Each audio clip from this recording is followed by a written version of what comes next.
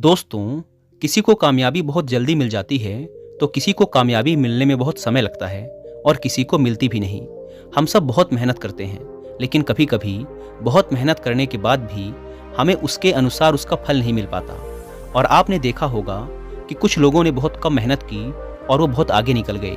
आपने लोगों को कहते भी सुना होगा कि अरे वो तो पढ़ने में मुझसे धीमा था, फिर भी मुझसे आगे निकल गया।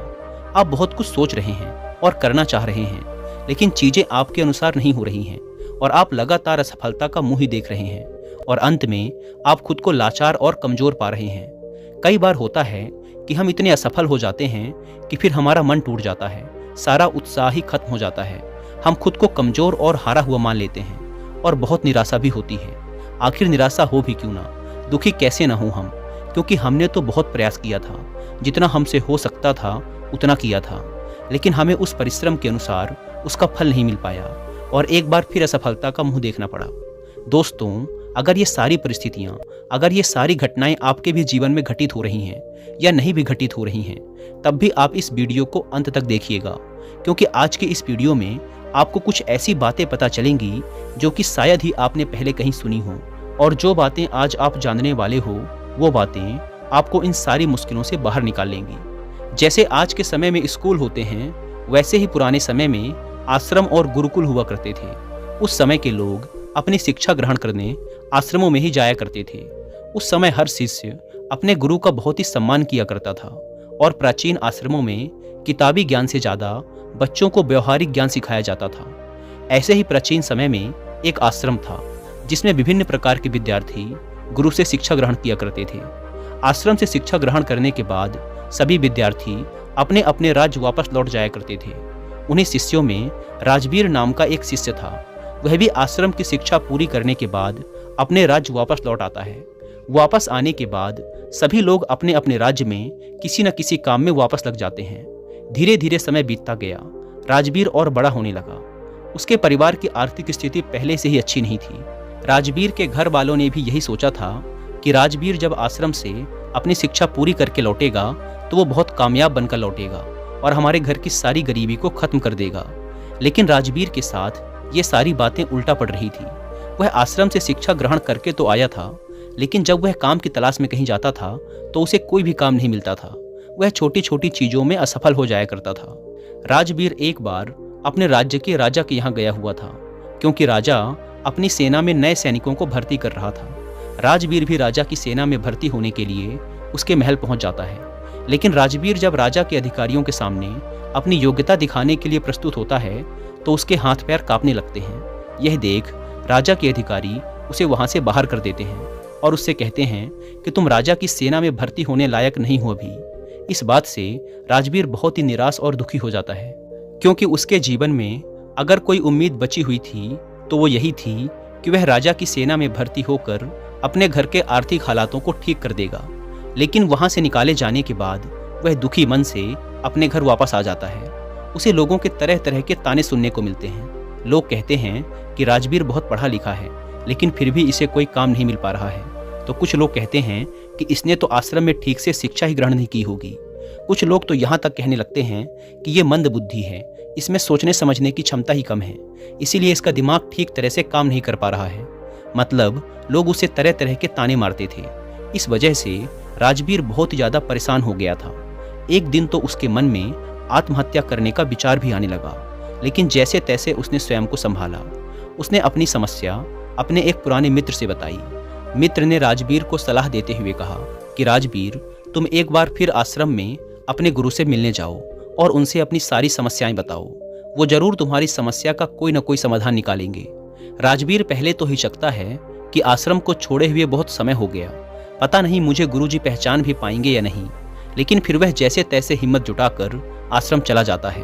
वहाँ पर उसे वही पुराने गुरु मिलते हैं जिन्होंने राजवीर को बचपन में पढ़ाया था। गुरु अब बूढ़े हो चले थे। राजवीर गुरु से मिलता है और उनके समक्ष बैठकर अपनी समस्याएं बताना शुरू करता है।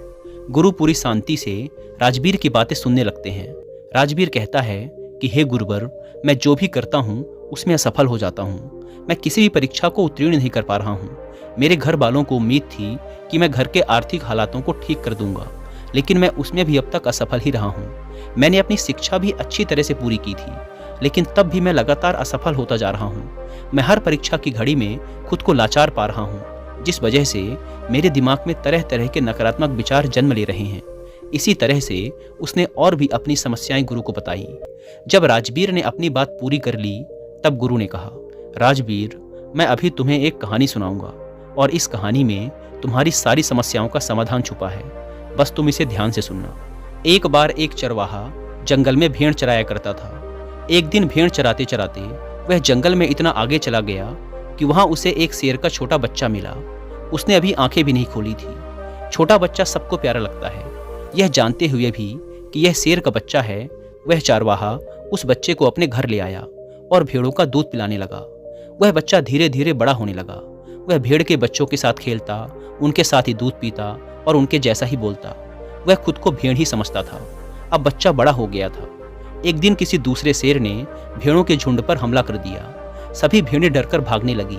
शेर का वह बच्चा भी भेड़ों की ही तरह डरते कांपते भेड़ के झुंड की तरफ भागने लगा। वह जवान हो गया था, लेकिन फिर भी डरा हुआ भेड़ के झुंड के साथ ही भागा जा रहा था। भागते हुए शेर के बच्चे को, जो कि अब बड़ा हो गया था, उस हमलावर शेर ने देख लिया। उसे इस तरह भागते देख हमलावर शेर को बड़ा आश्चर्य हुआ। उसने भेड़ों की ओर से अपना ध्यान हटाया और उस शेर के बच्चे को ही पकड़ लिया और उसे समझाने लगा कि तू क्यों डर रहा है, तू तो खुद एक शेर है। दूसरा शेर, जो कि भेड़ों के झुंड के साथ भाग रहा था, उसने कहा कि शेर तो जंगल का राजा होता है। उसकी दहाड़ से जंगल के सभी जानवर कांपते हैं। मैं दूध पीने वाला इतना शक्तिशाली शेर नहीं हो सकता। हमलावर शेर उसे पकड़कर एक तालाब के पास ले गया और तालाब के पानी में उसे उसका चेहरा दिखाकर बोला कि देख, तेरा चेहरा मेरे जैसा ही है, तेरे दांत मेरे जैसे हैं, तेरे पंजे भी मेरे जैसे ही हैं, इसीलिए तू भेड़ नहीं है, तू शेर है। दूसरा शेर कहने लगा, ठीक है, मेरा चेहरा तेरे जैसा ही है, लेकिन तू तो बहुत शक्तिशाली है, मेरी आवाज़ से तो कोई डरता भी नहीं। हमलावर शेर ने कहा, तेरी आवाज़ से भी सब डरेंगे, बस तू खुद को शेर समझ। जिस दिन से तूने खुद को शेर समझ लिया, उस दिन से तुझसे सब डरेंगे। बस तू अपने अंदर की शक्ति को पहचान और खुद पर भरोसा रख। तुझे यह महसूस करना होगा कि मैं भी एक शेर हूँ, मेरे अंदर भी ताकत है, मैं भी जंगल का राजा बन सकता हूँ। जिस दिन से तेरे दिमाग में यह बात बैठ जाएगी, उस दिन से तू किसी से नहीं डरेगा। तू आज डरकर इसीलिए भाग रहा था क्योंकि तू खुद को भेड़ समझ रहा था। तू जब तक खुद को भेड़ समझता रहेगा, तू भागता रहेगा, क्योंकि बचपन से लेकर आज तक तू खुद को भेड़ ही समझता आ रहा है। तू भेड़ों के बीच रहता है, इसीलिए तूने भी खुद को भेड़ मान लिया है और आज तक तुझे किसी ने शेर कहकर पुकारा भी नहीं, इसीलिए तू भेड़ ही बनकर रह गया। गुरु ने कहा, राजवीर, तुम्हारी जिंदगी में भी यही हो रहा है। तुम्हारे अंदर सारी योग्यताएं हैं, लेकिन तुम भी खुद को भेड़ ही समझ रहे हो। इसका सबसे बड़ा कारण ये है कि कोई भी तुम्हें प्रोत्साहित नहीं कर रहा है कि तुम भी कर सकते हो। लोग तुम्हें सिर्फ अपनी नकारात्मक ऊर्जा ही दे रहे हैं। लोग तुमसे सिर्फ यही कह रहे हैं कि राजवीर ठीक से पढ़ा नहीं है, राजवीर योग्य नहीं है, इसलिए उसे कहीं पर भी कोई काम नहीं मिल रहा है। तुम्हारे चाहने वालों ने, आस पड़ोस वालों ने असफलता का डर तुम्हारे दिमाग में भर दिया है। बचपन से ये सभी लोग तुम्हें अयोग्य ही बोल रहे हैं और अयोग्य ही समझ रहे हैं, जिससे तुम्हारी मानसिक दशा भी अयोग्य सी हो गई है। तुम अपने नकारात्मक विश्वासों में कैद हो गए हो। तुम खुद को असफल और हारा हुआ मानने लगे हो, क्योंकि लंबे समय तक जब किसी को अयोग्य और असफल बोला जाएगा तो उसका दिमाग सच में अयोग्य और असफल हो जाएगा। वह खुद को कमज़ोर और लाचार समझने लगता है, क्योंकि लोगों ने उसे कमज़ोर और लाचार ही बोला है। इस दुनिया में प्रोत्साहित करने वाले लोग बहुत कम हैं। राजवीर, ज़्यादातर लोग बस तुम्हें नकारात्मक ऊर्जाएं ही देंगे। वो तो चाहते हैं कि तुम जिंदगी में सफल ना हो, तुम जिंदगी भर भेड़ ही बने रहो। वे तुम्हारे भेड़ बने रहने पर ही खुश हैं, क्योंकि उन्हें भी डर है कि अगर तुम शेर बन गए तो तुम उन्हें खा जाओगे, क्योंकि शेर से सब डरते हैं। अर्थात उन्हें डर है कि तुम जिंदगी में उनसे आगे निकल जाओगे। अगर अपनी जिंदगी में कोई व्यक्ति बहुत सफल होता है तो सबसे पहले आस पड़ोस के लोगों और रिश्तेदारों को ही दुख तकलीफ होती है। सफल होने के लिए तुम्हें खुद को अंदर से बदलना होगा, खुद के दिमाग पर काम करना होगा, खुद को शेर समझना होगा। जिस दिन तुम खुद को शेर अर्थात योग्य समझने लगे और खुद पर विश्वास करने लगोगे, उस दिन तुम खुद ही सफल हो जाओगे। गुरु ने कहा, राजवीर, अगर किसी बच्चे को बचपन से ही बोला जाएगा कि तू कमजोर है, तू मंद बुद्धि है, तू गधा है, तू जीवन में कुछ भी नहीं कर पाएगा, तू जीवन भर असफल ही रहेगा, तो सच में वो जीवन भर असफल ही रह जाएगा और ये सब बातें उसे भेड़ बना देंगी और वो खुद को भेड़ ही मानने लगेगा। यहाँ भेड़ से मतलब है कि वो खुद को कमज़ोर और लाचार समझने लगेगा। वह मानने लगेगा कि वह जिंदगी में कुछ भी नहीं कर सकता, तो उसके आसपास के लोग उसे खुद कमज़ोर बना देते हैं। लेकिन किसी बच्चे से बचपन से ही ये बोला जाए कि तू शेर है, तू योग्य है, तू कर सकता है, तेरे अंदर बहुत ताकत है, बहुत हिम्मत है, दुनिया की कोई भी ताकत तुझे सफल होने से नहीं रोक सकती। अगर बचपन से ही ये सब विचार उसके दिमाग में डाल दिए जाएं, तो वास्तव में उसे सफल होने से कोई नहीं रोक सकता, क्योंकि अब उसके दिमाग में यह बैठ चुका है कि वह सफल हो जाएगा। जब किसी के दिमाग में ये सब बातें पूरे विश्वास के साथ बैठ जाती हैं, तो फिर ये ब्रह्मांड खुद उसे सफल बनाता है। बच्चा जब जानने समझने लायक होता है, तो उसके आसपास क्या चल रहा है, लोग क्या बोल रहे हैं, वो ये सब बातें बड़े ध्यान से सुनता है और समझता भी है। गुरु कहते हैं कि अगर उस छोटे बच्चे के अंदर अच्छी सोच, अच्छे विचार भर दिए जाएं और उसके बारे में अच्छा बोला जाए कि तेरे अंदर असीम संभावनाएं हैं, तो जो चाहे कर सकता है, और सभी सकारात्मक विचार उसके अंदर डाल दिए जाएं, तो उसके दिमाग की क्षमता बढ़ने लगती है, उसका डर खत्म होने लगता है और उसके अंदर निर्णय लेने और संघर्ष करने की शक्ति बढ़ने लगती है। और ऐसे सकारात्मक सोच वाले बच्चे आगे चलकर अपनी ज़िंदगी में ज़रूर सफल होते हैं। कोई बच्चा कितना भी कमज़ोर हो, हमें उसे कभी भी गधा या कमज़ोर नहीं बोलना चाहिए। जब हम किसी बच्चे को कमज़ोर और लाचार बोलते हैं, तो वो सच में स्वयं को कमज़ोर और लाचार मानने लग जाता है। वो समझने लगता है कि वो सच में दूसरों से कमज़ोर है। उसका दिमाग खुद को कमज़ोर समझने लगता है।